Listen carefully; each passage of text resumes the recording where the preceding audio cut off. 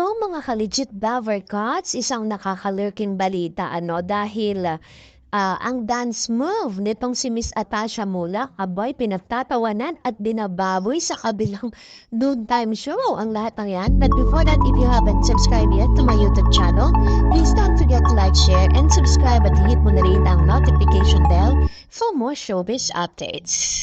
Bago nga tayo magsimula sa ating mga updates ngayong araw, of course, nais ka po muna magpasalamat sa lahat ng mga legit Lover Cuts and legit viewers po natin na lagi pong nag-aabang at nakaantabay sa mga videos po natin. And of course, hindi natin pwedeng kalimutang batiin ng isang maligayang kaarawan ang nag-iisang Master Henyo Joey De Leon. Nalangin nating i-Master Henyo na bigyan pa siya ng mahabang buhay ng Diyos para po mas marami pa siyang mapasaya at mapanigayang mga legit Lover Cuts. And of course, syempre po, unang-una nang bumati sa kanya pagbungad parang natin sa social media, ay binati agad siya ni Miss Atasha Mulak ng isang maligayang kaarawan sa kanya mismong Facebook page. At kasabay nito, napakarami pong mga bumati kay Master Henyo. So, ngayong araw nga ay nag-live po ang EAT. Talagang sinelebrate po nila yung kaarawan nitong si Master Henyo Joey De Leon. Pero alam niyo po ba na meron po tayong nabalitaan din na yun nga mas marami pa pong pasabog na mangyayari nitong mga darating na linggo dahil palapit na po ng palapit yung oras at panahon kung saan ilalabas na po ng korte, no? Yung TRO or restraining or injunction na sinasabi po ng ilan na kung saan ito po yung isa sa mga magiging or illegality na pwedeng-pwede na po na gamitin ng EAT ang title na Eat Bulaga. Pero according to them, na parang yung injunction po kasi sa sa pagkakaunawa ko, according sa ilan sa mga vloggers and mga attorneys, no, na talagang binablog po yung patungkol sa issue na ito or sa case po nito is parang parang TRO na ipapatigil munang gamitin yung title, no? Ibig sabihin, magpapatuloy pa rin po ang title na EAT. Tapos sa kabila, hindi nila pwedeng gamitin. Yun nga. So, this time, eto na nga, no? Meron po tayong nakita na isa sa mga videos dito po sa kabilang side kasi kahapon po habang nagbo-browse po tayo, syempre nagre-research tayo kung ano po yung pwede nating maibuga at update po sa inyo patungkol po dito. At alam natin na sobrang click na click yung dance move nitong si Miss Atasha kasi sa pag-welcome sa kanya ng mga legit Lover Cuts, yun talaga yun dun siya nakilala, no? Sobrang yung kakaiba yung kanyang ginawang mga dance move. Although sasabihin natin na parang talagang naligayahan at talaga namang winelcome siya ng bonggang-bongga, no, ng lahat ng mga legit Lover Cuts. At sa ngayon, sobrang isa rin siya sa mga hina-highlights at binibigyan ng importansya ngayon dahil talagang all eyes are her. No, sa lahat sa mga batang ng mga legit Lover Cuts ngayon na lagi po na kay Atasha Mulak, na at the same time sa mga moves na gagawin niya. Pero this time, eto nga, no? Dahil ito pong si Miss Cassie Legazpi, alam natin na siya po ay isa sa mga katunggali nito pong si Miss Atasha. Sinasabi nga na parang pinagsasabong po silang dalawa dahil tapatan daw ng twins. Tinapatan ni Atasha Mulak itong si Cassie Legazpi na kung kailan pumasok si Atasha sa EAT, doon parang napansin itong si Miss Cassie na bilang host nga ng generic Bulaga.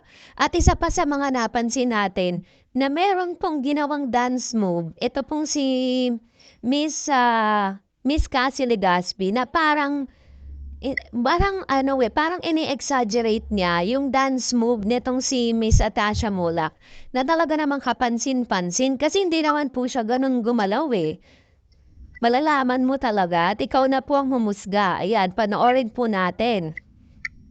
Ito po yung dance move na ginawa na sumikat dito po kay Miss Atasha Mulak. Ayan, so sa pagsisimula pa lang, diyan na talaga siya nakilala, ganyan. Tapos bigla pong ito si Cassie Legazpi. Ayan, panoorin natin.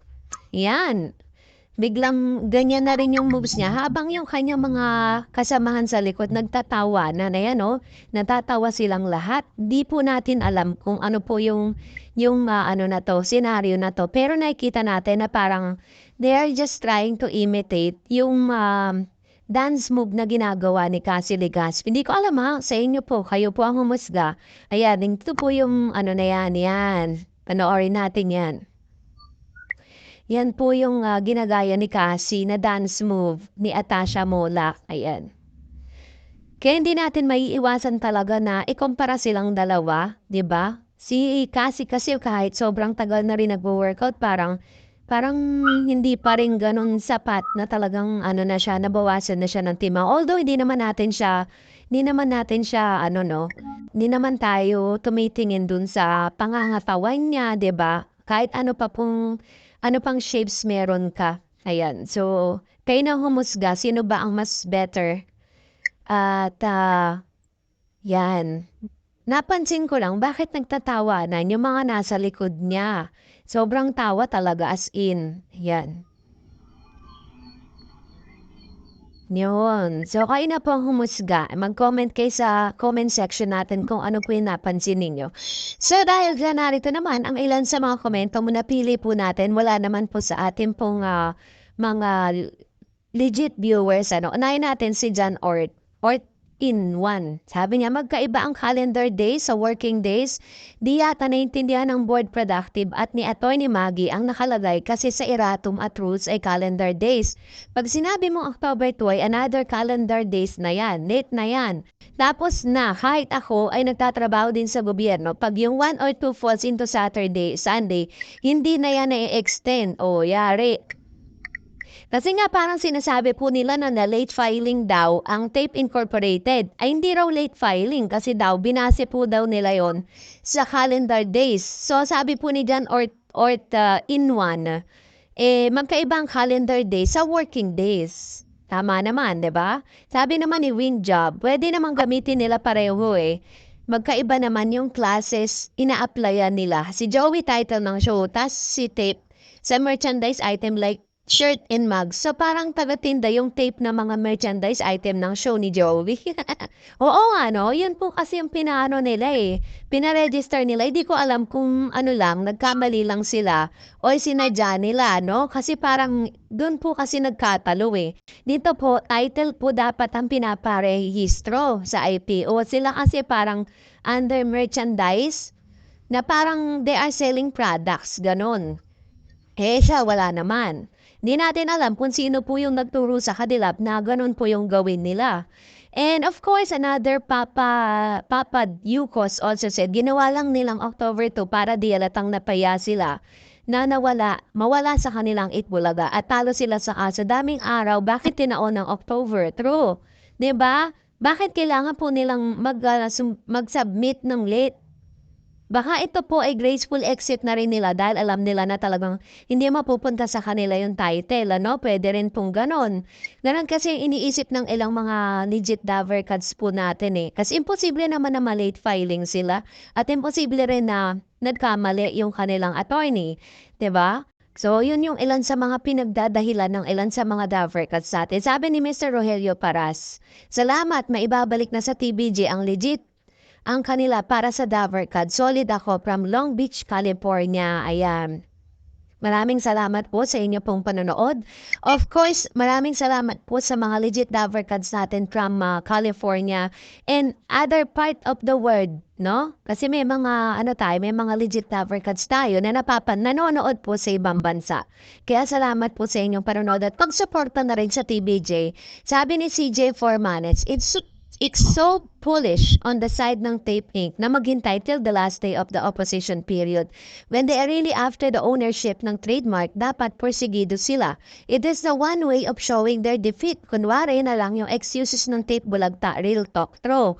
Ano na lang yan? Parang, ano na lang nila yan? Excuses na lang nila talaga yan. So, nakaka-imposible po yun talaga. Nag-aantay ka ng last day bago ka magpasa. That's really impossible. Siguro, ang inaano nila, ang dinadahilan nila, baka mamaya may gawin na hakbang ang TBJ. Doon, pag inuna na nilang mag-oppose or magpasa ng kanilang, ano no, ng kanilang counter, doon po sa ipinasa ni Master Henyo. So, yun lang. And that's it for today. For more videos and updates, please don't forget to like and subscribe. And please follow me on my Facebook page, Dar Eds TV. God bless everyone.